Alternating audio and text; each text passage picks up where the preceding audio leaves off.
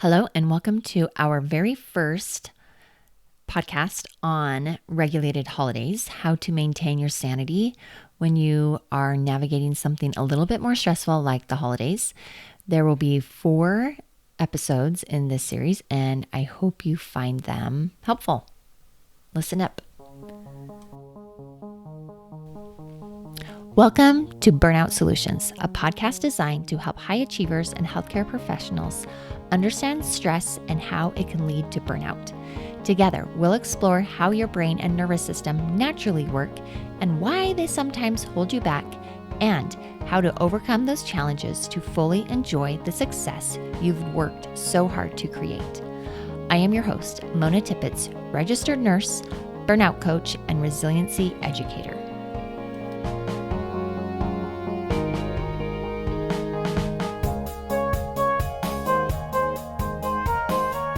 Hello, and welcome back to Burnout Solutions.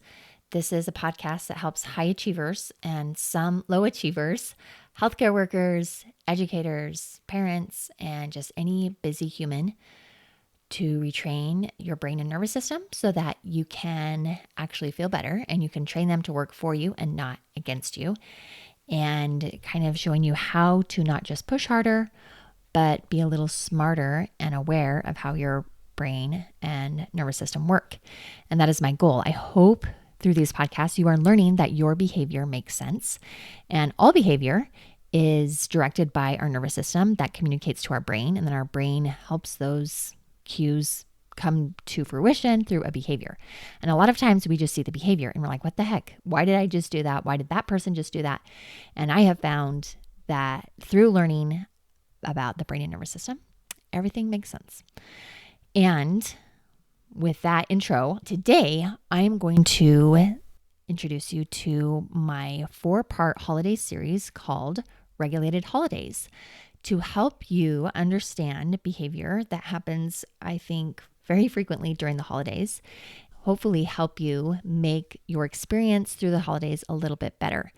Because let's be honest, for a season that's supposed to be full of joy and connection and the warm fuzzies, and I picture a Hallmark movie in my mind where everyone gets along and there's romance and love and wonderful things, the holidays often can feel like a big, giant, overcooked casserole dish full of stress, expectations that aren't met, old wounds, tiny traumas that are brought up to the surface, and people you don't want to sit by at dinner.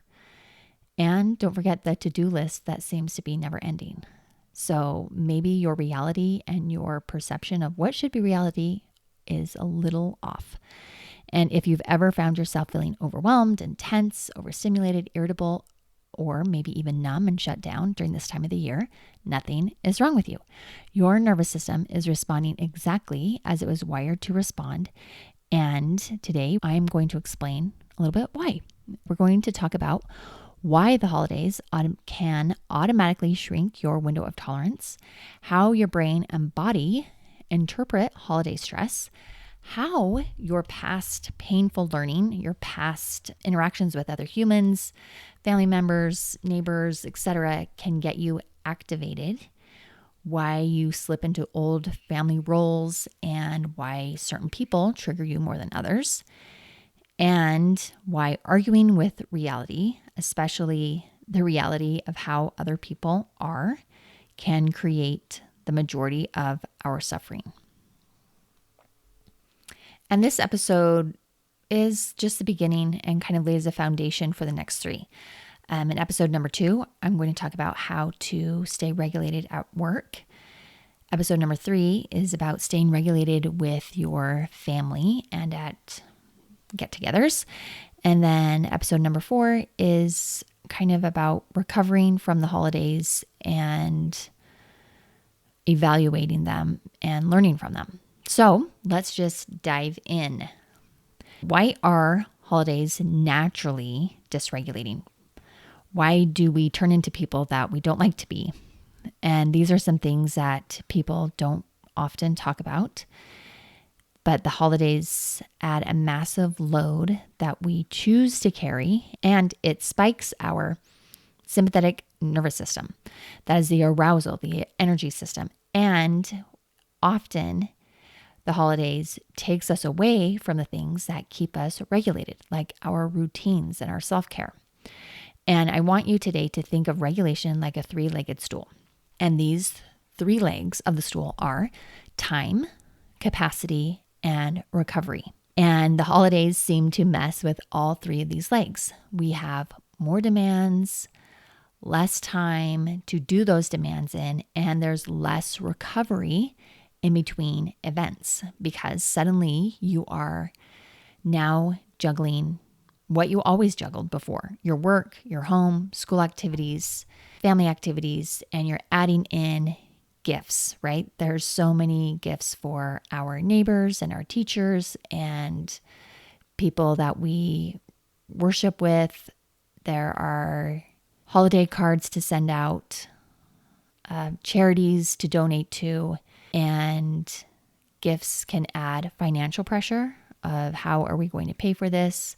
Who and what charities should we donate to?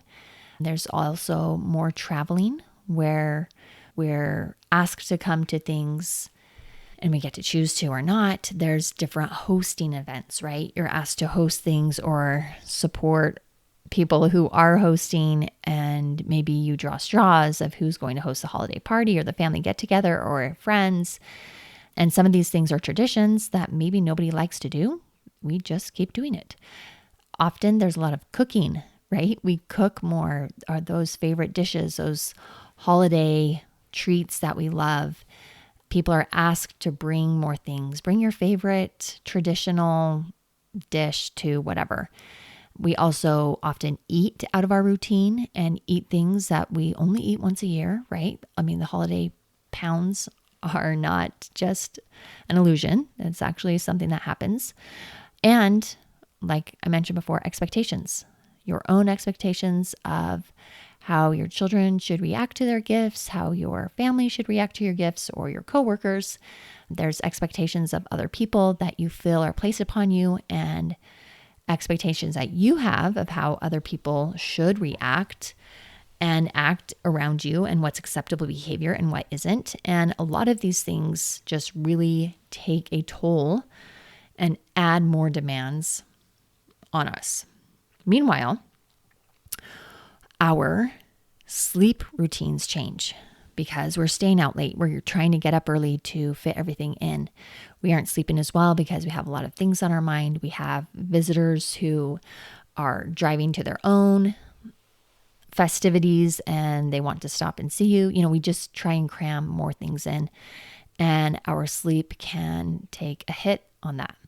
Our nutrition changes. I talked about this a little bit. I have yet to go to a holiday party where everyone just brings their favorite salad. Maybe I need to start that tradition because I love vegetables. I love salads. And I'm not going to pretend like my nutrition and my food and eating habits stay the same through the holidays. But that is something that you can do, is try and keep your nutrition pretty stable, but your hydration also changes, right? The weather changes. Here in Idaho, it gets drier. I feel like my hair gets staticky and I'm always putting on chapstick, and I need to turn on the humidifier, and our hydration can affect our whole body. Our movement changes for the same reason, right? We have more things to do, and sometimes we just can't fit in that workout, or we don't get that walk in. We have things that just take precedence over that.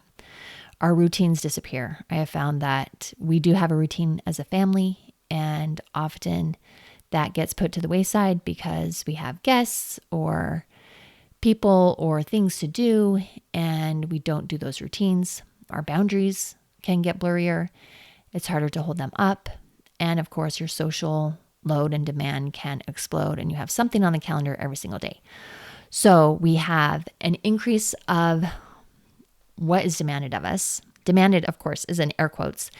And we typically do less of the things that keep our window of tolerance large, and our window of tolerance can shrink, and your nervous system can shift outside that window of tolerance. Now, if window of tolerance is a phrase that you are not familiar with, I encourage you to go listen to my previous podcast on the window of tolerance from long ago, and it explains all of it. But basically, a window of tolerance is your ability to handle stress without freaking out.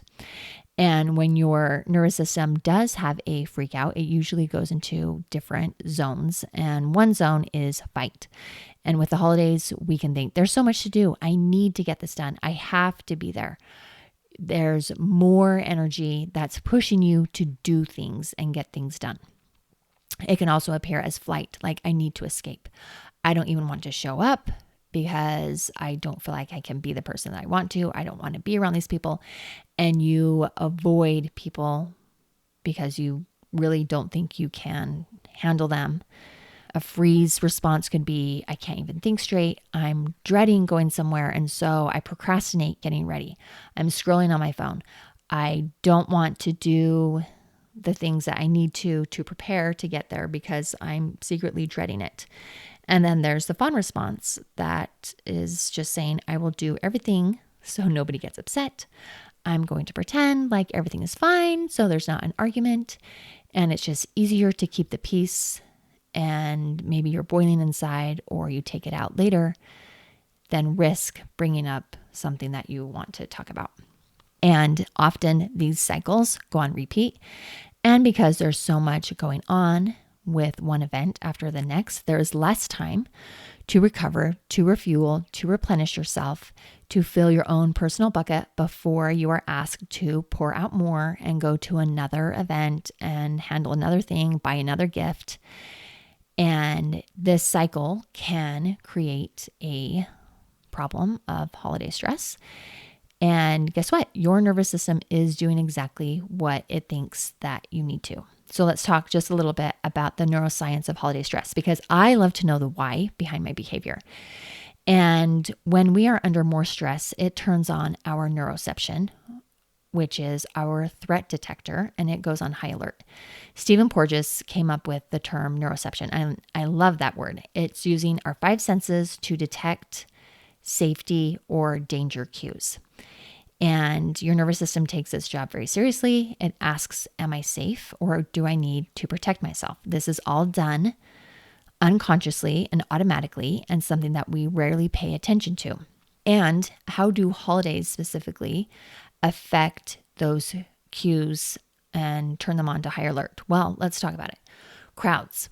Think of going to an airport. Think of going to Costco or the grocery store or Walmart Black Friday deals. Think of the look on everybody's face. Okay, are they happy? Do they seem at peace? Do they seem calm, serene? No, they seem scared, irate, annoyed, bothered. Everybody's in a hurry. They're walking fast. They're grabbing things. They're pushing their cart fast. Everybody is about to miss their plane, or their luggage was over the limit, and people are just scrambling and they're bickering and yelling. And a lot of flights are early morning. So we woke up the kids at 4 a.m. to get to the airport, and we're all tired, or it's late night because the flights got canceled, right? And potentially that's going to happen more this holiday season. So our eyes pick that up. They see that everybody is grouchy, grumpy, and that tells your nervous system you need to be on high alert. What about noise? There's more noise. There's more music. There's even the bell ringer at the store, asking for donations. There are big parties and more traffic, and just the noise and the overstimulation of noise can tell our nervous system to be on high alert. There's internal conflict or external conflict that we get into, like what kind of gifts are we going to get? We have a disagreement of what we should get our parents and our in-laws and our neighbors. And I just was on a girls' trip with some of my sisters, and there were disagreements on how to cut the vegetables, right? Like, what does a bite-sized piece really mean? And I laugh about this, but these are the conflicts that we get in, right? It's just so funny. What one person perceives to be the right way is perceived as the wrong way by another person. And There's overstimulation. I talked about this. There's a lot more lights. There's bright. There's crazy. There's dressing up. There's outfits. There's, our last year's holiday dress doesn't fit this year. And that brings a lot of thoughts to our head. Another thing is unpredictability. So who is actually going to come to the work party? Who is not going to make it? How is the weather going to affect our plans? Are we going to plan this big, wonderful party and there's a snowstorm or canceled flights and people don't show up, and I've gone to all this work and effort for only a few people? Sickness, right? 'Tis the season also for sickness and spreading sickness around, and that taxes our nervous system with unpredictability and out of our routine. There's also spending time with people who have in the past historically been unsafe or cause us stress. Remember, your nervous system doesn't know the difference between mental, emotional, and physical pain. It just wants to avoid pain. And so your nervous system can bring up the past of interactions that you've had with other people. And that's why you can't sleep, or that's why maybe you stay up late dusting your house until 2 a.m. because somewhere someone once made a comment on seeing a dust bunny in your house when they were playing hide and go seek. And that is in your mind, and you're doing everything you can to avoid that same situation and that same humiliation. I could go on, but this is how our neuroception is scanning all the time and finding ways to say, okay, that is dangerous. Let's avoid that. Let's prepare for that. Let's make sure this doesn't happen again. Let's put ourselves in a better place. And we don't want to interact with those people, et cetera, et cetera. And suddenly you're reacting from a place that maybe you feel like you're 12 again, which brings me to past painful learning. I've talked about this a lot in past episodes, but this is a phrase I got from my mentor, Dr. Eric Gentry, and he calls things like this past painful learning. This is where your nervous system learned from a previous experience, often in childhood, in adolescence, or early adulthood, and it stored those experiences as a pattern, like a template. And those templates get activated today, even if the situation is totally different. This is your brain's job to see something in the present and match it with an experience in the past that it has stored to help guide you to behave in a certain way, and how to react and how to respond. And this is out of safety. This is your brain's way of conserving energy. It's saying, oh, hey, when Aunt Susie says this and this and this is how I respond because I did it in the past and it helped me avoid her criticism, or it helped me get the praise that I wanted. And this happens, again, unconsciously. The holidays are full of emotional landmines from the past. The way somebody talked to you, the way that you felt dismissed, the way that you felt unimportant. Maybe you felt responsible for everyone else's emotions, feeling criticized, feeling invisible, feeling overwhelmed, feeling like you had to perform or to be perfect, to be accepted. And these are the things that the nervous system remembers. And most often, your body remembers faster than your brain does.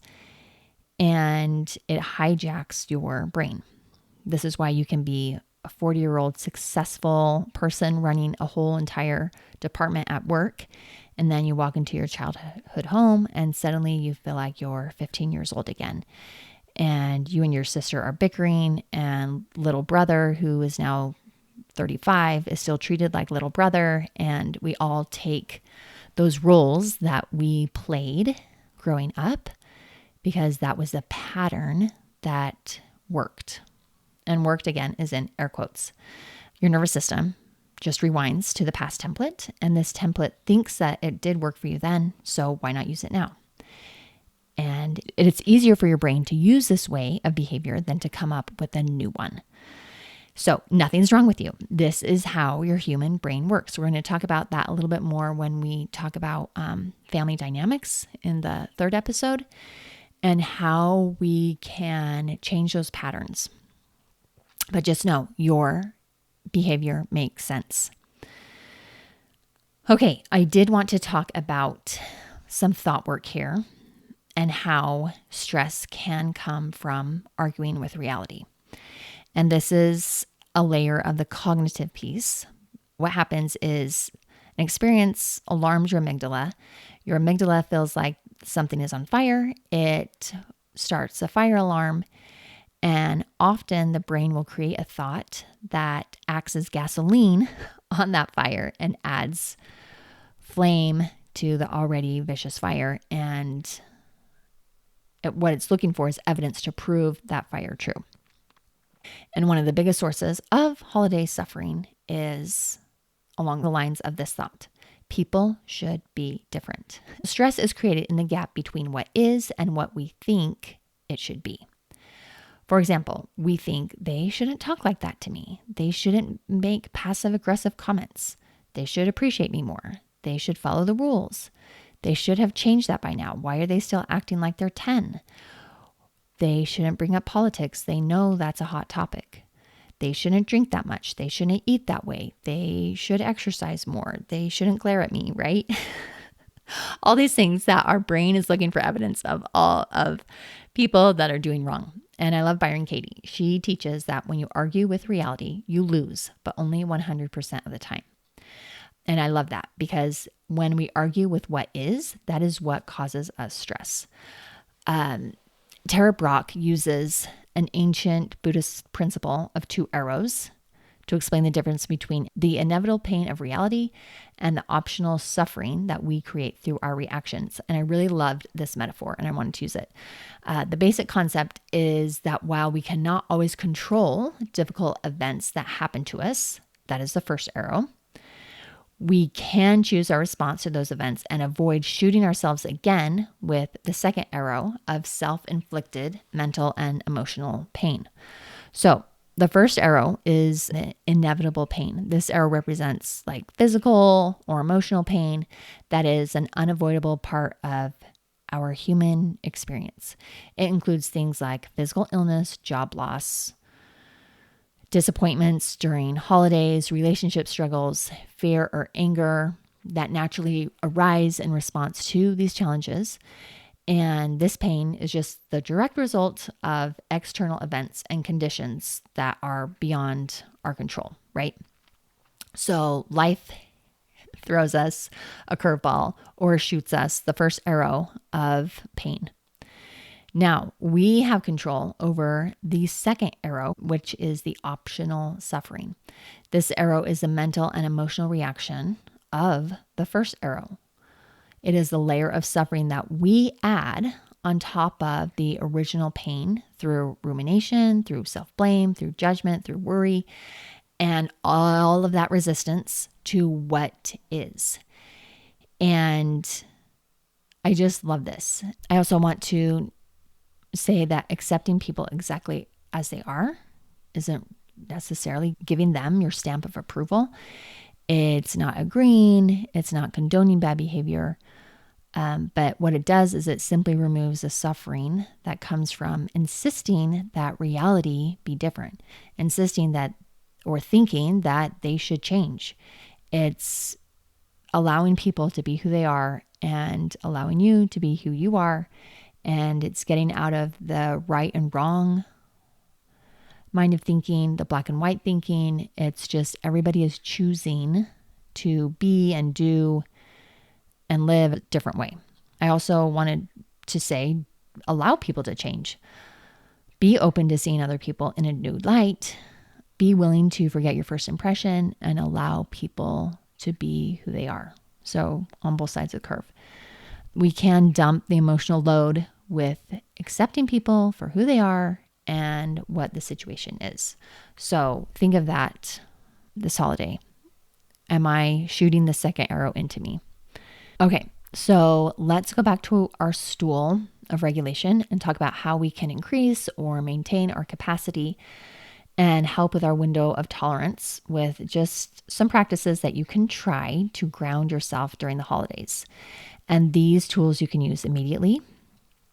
And the first tool is pre-event, pre-party, pre-family get-together regulation. This just takes a minute So before you walk into the holiday gathering, try this. Make sure that your exhale is twice as long as your inhale. Do a body scan. Relax your jaw, relax your face, relax your eyebrows. Create a soft focus with your eyes. Drop your shoulders. Feel your feet in your shoes. Feel your feet on the ground. And pick your intention. What is your intention of being there? Are you going to just be grateful that they have a dog that you can play with or the kids that you can play with? Are you going to intentionally say hi to everybody, smile, even if it's brief, just whatever you decide, pick that intention. If your expectation is that something awful is going to happen, just choose who you're going to be and set the bar low, right? A good intention can be, how I choose how I feel today. I'm going to choose how I show up. I'm going to bite my tongue, those type of things. And do that just before you enter. You can do that in the car, anytime, just to prepare yourself. Okay, tool number 2 is to accept reality. And here's some things that you can say, and you can whisper to yourself internally when someone is pushing your buttons, and just think, this is who they are. I get to choose how I engage.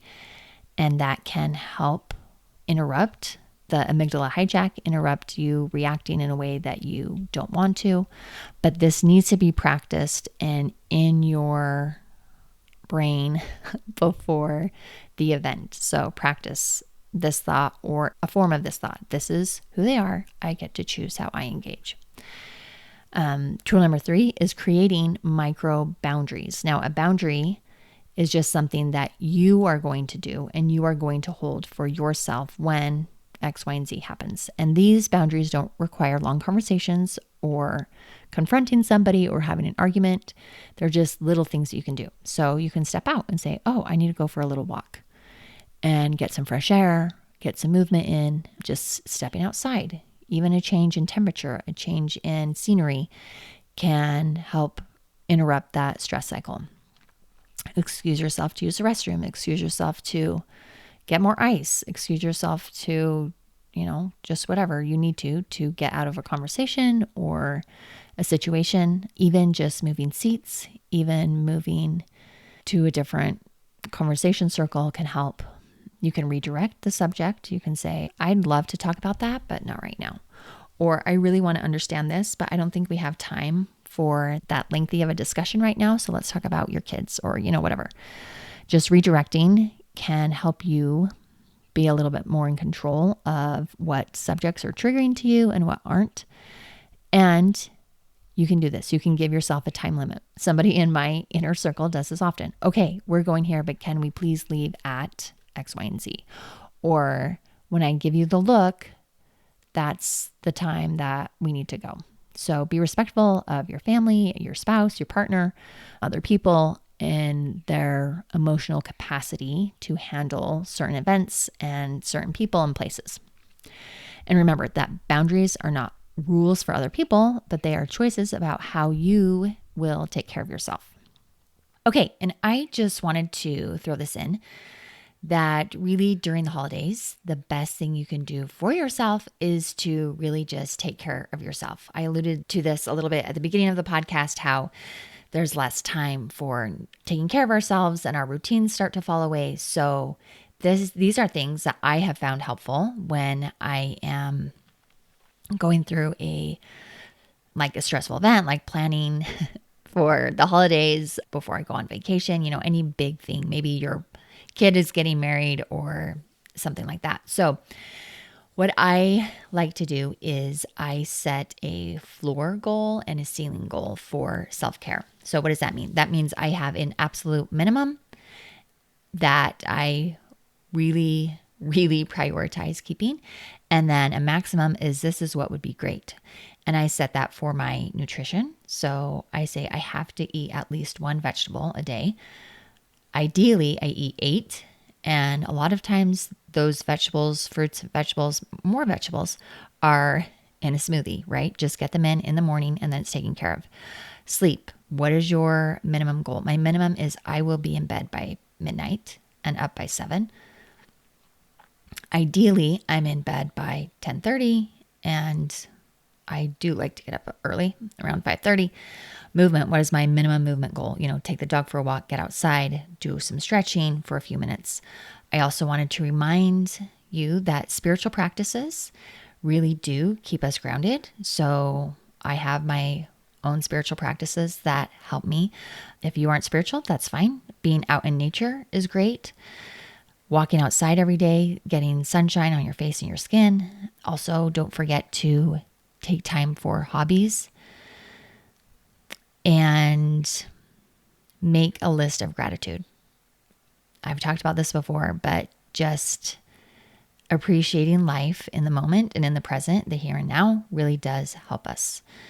Also, when you are considering holidays, you could consider, are these traditions worth keeping? Is this something that I want to continue to do? And is it worth the energy and effort and expense and all of that? So those are things that I do that I have found valuable. So give those a try. Okay, so just a wrap up. We talked about the stool of regulation with time, capacity, and recovery. We talked about the arrow, the first and second arrow of pain and how we can avoid the second arrow. We talked about past painful learning and how certain people and places can trigger that, and how just being aware of that can help us prevent and prepare ourselves in those situations. We talked about arguing with reality and how stress is created in the gap between what is and what we think should be. And I gave you a few tools to use, like pre-event regulation, creating phrases or scripts of how to accept reality, and how to hold a micro boundary with those around you. We're going to build on that in the next few episodes. And next time we're talking about how to stay regulated during holiday working, like shifts at work. I'm going to talk a little bit about short staffing, difficult families, dysregulated coworkers, grief, the emotional load of taking care of other people, and how you can leave that stress at your workplace and come home with intention and feeling like you. Okay, if you found this helpful or think the next episodes would be helpful to anyone you know, I would appreciate it if you could share it with a coworker or a friend or someone who always seems to be at their end of their rope when the holidays are over. You deserve to have a regulated and grounded and meaningful holiday season, no matter what the people around you choose. I love helping my clients handle the holidays with less stress and overwhelm, and I'd love to help you. You can go to my website. There's some resources there where you can schedule a free 30-minute coaching call with me, where I can help you identify a pattern where your nervous system thinks it's being helpful, but is actually hijacking your behavior and preventing you from living a life of intention and authenticity. I also want you to be aware that I offer group coaching, and this is where 2 to 12 people get together and I take you through my Mind for Method with Nervous System Resilience program, which is 12 sessions, and it can be with your coworkers, with your girlfriends, with your family, whoever you choose. And we work together, and it's been a lot of fun to do that. There is information on my website for that. So take care of yourself this week. Know that you are doing the best you can in any situation. And I'll see you in the next episode. Every week, you're learning something new here on this podcast, and that is a powerful first step. But guess what? Information alone doesn't create transformation. True change happens when you start to think differently and shift the nervous system patterns that drive your behavior. As a coach and an emotional resiliency expert, that is the work I do. I love to walk alongside you, whether it's one-on-one, in a small group that you choose, or with your workplace team. I can help you retrain your brain and nervous system so that stress no longer runs the show. You'll find ways to connect with me in the show notes. Let's do this work together.